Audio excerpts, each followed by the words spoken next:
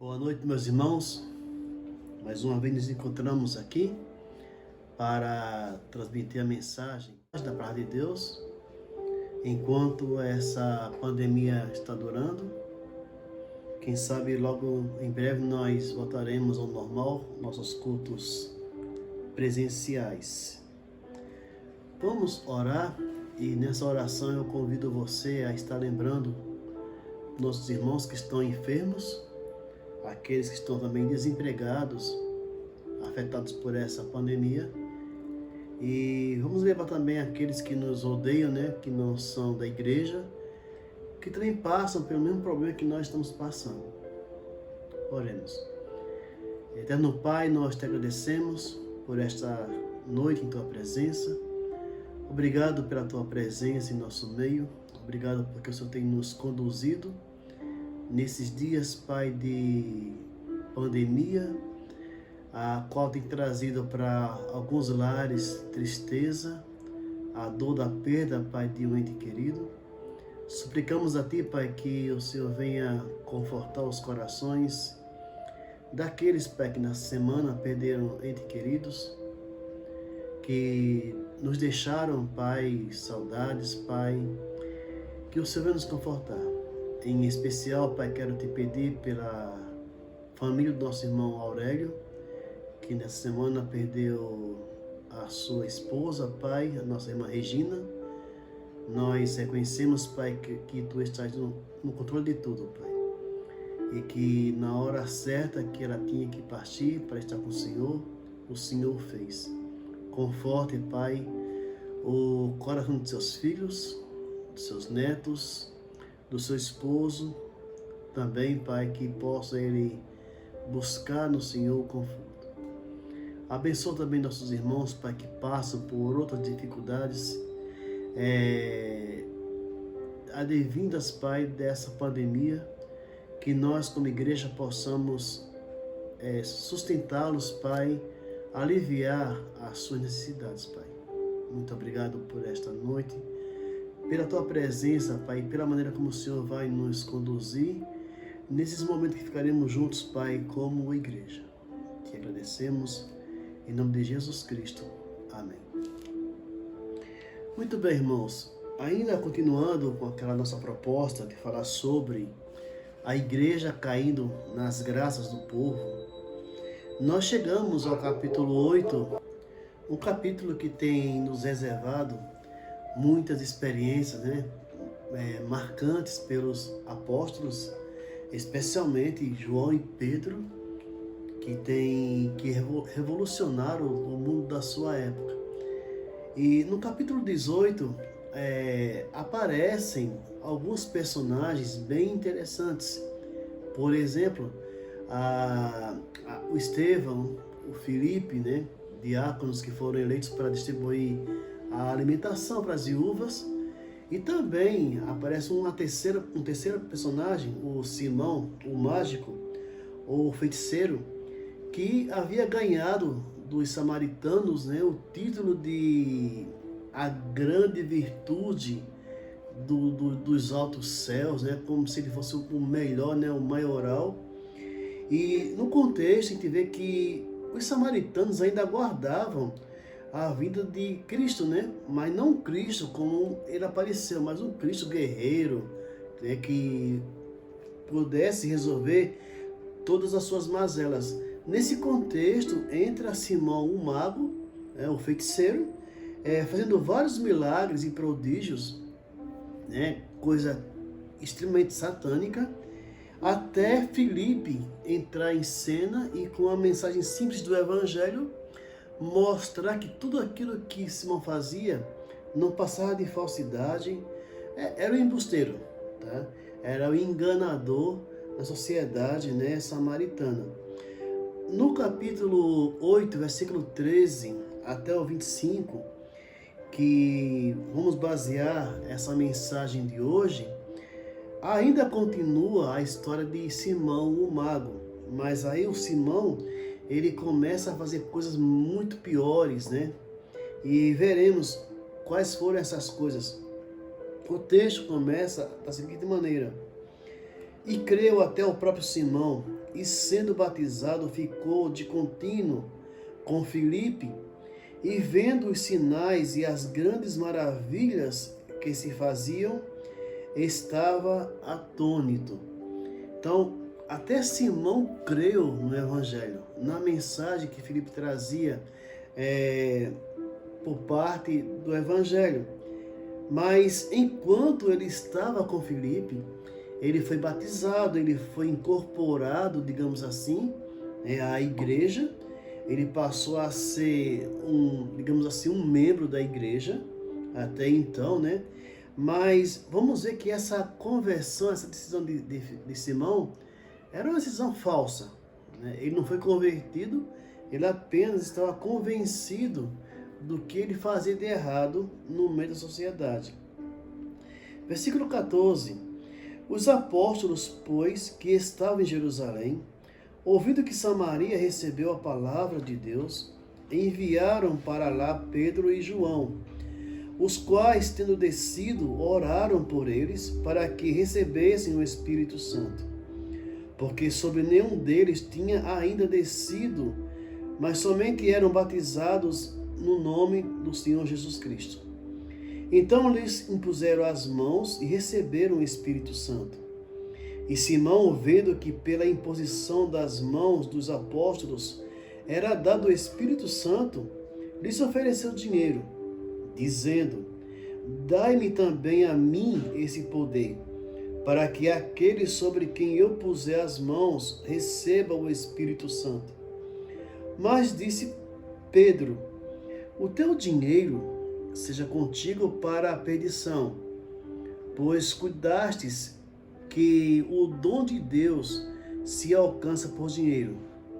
Tu não tens parte nem sorte nessa palavra, porque o teu coração não é reto diante de Deus. Arrepende-te, pois, dessa tua iniquidade, e ora a Deus para que, porventura, te seja perdoado o pensamento do teu coração, pois vejo que estais em fel de amargura e em laço de iniquidade. Respondendo, porém, Simão disse: orai vós por mim ao Senhor, para que nada do que disseste venha sobre mim. Tendo eles, pois, testificado e falado da palavra do Senhor, voltaram para Jerusalém, e em muitas aldeias dos samaritanos anunciaram o Evangelho. Duas coisas nós queremos destacar nesse texto que foi lido nesse momento. Primeiramente, Pedro e João fizeram emudecer os samaritanos que fizeram amadurecer os samaritanos que receberam a palavra de Deus com muita alegria. O texto fala que quando Filipe pregou o evangelho, eles se converteram, eles aceitaram o evangelho, mas não tinham ainda recebido o Espírito Santo. Então foram enviados para Samaria, né, para Jerusalém, né, dois apóstolos, né, o João e o Pedro, para que lá eles orassem e impusessem as mãos sobre os samaritanos e eles recebessem assim o Espírito Santo. Isso nos revela, irmãos, o cuidado que nós que somos pastores, que somos líderes de uma igreja, demonstra o zelo que nós temos que ter pelas pessoas que se convertem ao Evangelho, né? Levando-os a um amadurecimento melhor e maior, no conhecimento melhor também de Cristo Jesus. E antigamente esse método, né, era muito usado quando alguém aceitava Cristo, ou quando alguém tinha que ser abençoado. A imposição de mão era usada, esse método era muito usado. Mas hoje em dia nós não temos, né, mais esse poder, né, de doar às pessoas aquilo que o próprio Cristo já tem dado, né? Hoje nós cremos que quando a pessoa se converte ao Evangelho, nós entendemos que ela automaticamente já recebe o Espírito Santo, tá, em suas vidas, para morar com eles.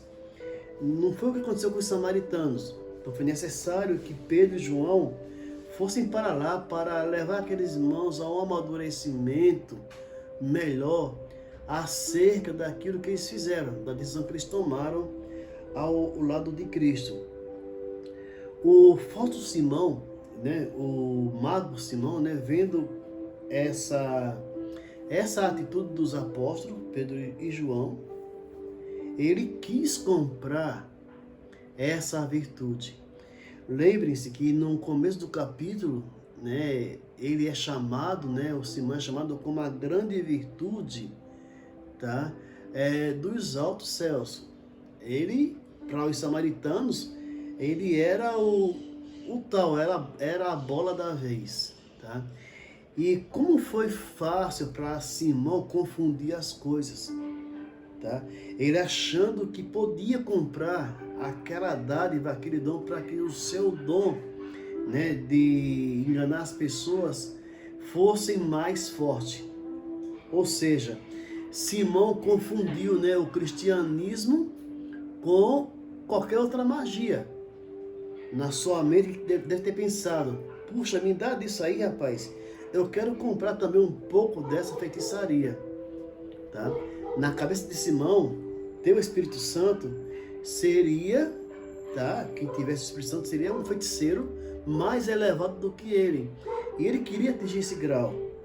Mas Pedro, e essa segunda coisa que nós vimos no texto, Pedro e João descobrem e rejeitam a hipocrisia do mago Simão, né, quando ele quis comprar o dom do Espírito Santo.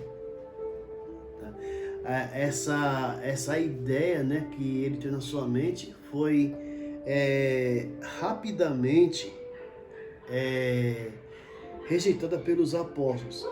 Isso faz me lembrar, irmãos, um texto que nós encontramos em Jeremias 15:19, quando o Senhor convida Israel a separar o que é legal, o que é bom, daquilo que é vil, tá? No texto em Jeremias, Deus fala que se o povo de Israel soubesse separar aquilo que não presta, aquilo que é bom, daquilo que não presta, eles voltariam para o Senhor e o Senhor os atenderia, tá? E Simão pensou o seguinte: olha lá, vou comprar esse dom, eu quero comprar essa dádiva, para que eu seja um feiticeiro melhor e possa ganhar mais dinheiro com isso. Mas os apóstolos, atentos àquela proposta indecente de Simão, foram taxativos em dizer: olha, o teu dinheiro seja para contigo, para a tua perdição. Você, Simão, não faz parte desse ministério. Você não tem parte nessa palavra. Como hoje nós vemos, irmãos, até no seio de algumas igrejas ditas, né, evangélicas, né, que se auto-intitulam noivas de Cristo, pessoas com essas atitudes, né, querendo comprar aquilo que Deus tem doado para a gente. A igreja tem que ser diferente. Os apóstolos da época tinham que ser diferentes. Os pastores de hoje têm que ser diferentes. Eles têm que ser bíblicos. E aquilo que nós recebemos de graça, nós devemos dar de graça para as pessoas. Que nós sejamos sempre canais dessa graça até chegar ao coração sedento de quem precisa de Cristo. Com essa proposta, Simão, ele afronta seriamente a honra dos apóstolos. Quando ele fala: eu quero comprar também esse poder, versículo 19. Me dá um pouco desse poder, para que eu seja um feiticeiro mais, né, melhor reconhecido. Sempre o dinheiro, a questão do dinheiro, né, que corrompe tantas pessoas. ele afronta a honra dos apóstolos. Seria como hoje nós vendermos nosso ministério, nós comprarmos, um certificado de teologia, ou sei lá, ou dizer que nós somos chamados por Deus porque pagamos alguma entidade para que reconhecesse esse nosso chamado. Simão, ele afronta também o próprio cristianismo. Cristianismo e feitiçaria não se juntam, não podem andar junto. A fé genuína em Cristo não anda junto com a pseudo-fé, que as pessoas pregam por aí. E nesse ponto, irmãos, esses dois homens não eram diáconos, mas eram dois apóstolos que Deus confiou a eles, aos 12, olha, toda autoridade tem sido dado a vocês. Conseguiram desmascarar esse embusteiro, esse mago, esse enganador das multidões lá em Samaria. E como ele fez isso aos apóstolos, essa proposta indecente, Pedro não pensa duas vezes em profetizar o fim do ministério e o fim do próprio Simão. Não se tem mais notícia desse homem no livro de Atos dos Apóstolos. Mas, pelo menos, seu ministério foi por água abaixo. Sabe por quê, irmãos? Porque Paulo fala em Coríntios, na primeira carta dele aos Coríntios, no capítulo 2, versículo 14 até o 16, que o homem natural, o homem sem conhecer a Cristo, ele não consegue discernir aquilo que vem de Cristo, aquilo que vem de Deus. Ele discerne tudo isso no ponto de vista humano. Do ponto de vista de Simão, ele interpretava as coisas como naturalmente, Ele não conseguia discernir o que vinha de Deus, o que não era de Deus. Mas Pedro e João, vendo que aquela proposta era uma proposta indecente, eles não hesitaram em profetizar ali o fim do ministério desse homem, desse mago. Veja bem, eu repito mais uma vez, ele tentou comprar um dom de Deus, aquilo que Deus nos deu, aquilo que Deus deu aos apóstolos de graça. Então ele tentou comprar aquilo para ter mais lucro em seus trabalhos. Mais uma vez, irmãos, nós relembramos aos irmãos, quando a igreja chega em algum lugar, ela tem que ser diferente, com a sua mensagem cristalina, a mensagem limpa do Evangelho. Pedro e João poderiam ter aceitado aquela proposta e se unirem a Simão. E ali eles decretariam o final do cristianismo. Mas souberam separar. Olha, isso não é de Deus, você não tem parte nesse ministério, você não tem parte nessa palavra. Então, o seu dinheiro é para a sua perdição. Fica para nós a lição, irmãos, que nós temos que saber discernir, precisamos discernir o que é de Deus e o que não é de Deus. E encerrando, Pedro e João aconselham Simão, arrepende-te, pois, dessa tua iniquidade e ora a Deus, para que porventura te seja perdoado o pensamento do teu coração. E Simão fala, olha, orem vocês por mim, para que isso não caia sobre a minha cabeça. Mais uma vez, vemos aqui o próprio Satanás, na pessoa do Simão, se rendendo à autoridade de Deus, à autoridade de Cristo, à autoridade que Cristo deu para a igreja. A igreja tem que estar assim, irmãos, sempre à disposição daqueles que necessitam da nossa ajuda, da nosso auxílio, tá? Temos que fazer a diferença na sociedade. Quando nos procurarem, que nós tenhamos uma palavra de conforto, uma palavra de alegria, e essa palavra vem através da mensagem do Evangelho. Muito bem, no próximo domingo continuaremos ainda no ministério de Filipe. Dessa feita, ele vai encarar, né, ele vai trabalhar com o eunuco, mais uma vez, uma ação evangelística do diácono Filipe, agora evangelista, tá? E encerrando assim o capítulo 8. Então, Deus nos abençoe, que nós sejamos um povo diferente, uma igreja que cada dia possa cair na graça do povo. Mas nós vamos orar, encerrando essa parte. E eu quero pedir que os irmãos relembrem dos pedidos que fizemos há pouco tempo, tá?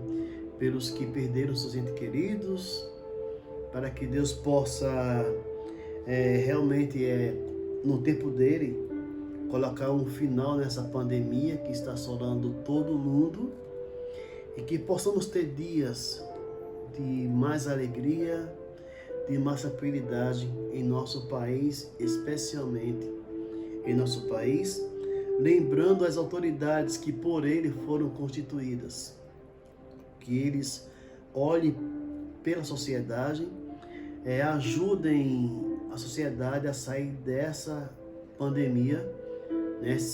Que eles parem de olhar para si mesmos, que passem a olhar para todos nós. Orem também pelo nosso retorno, eu não sei quando será, tá? Mas que nós possamos voltar com a mesma intensidade, com a mesma alegria, né? Tratando os mesmos temas que temos tratado via internet. Vamos orar mais uma vez?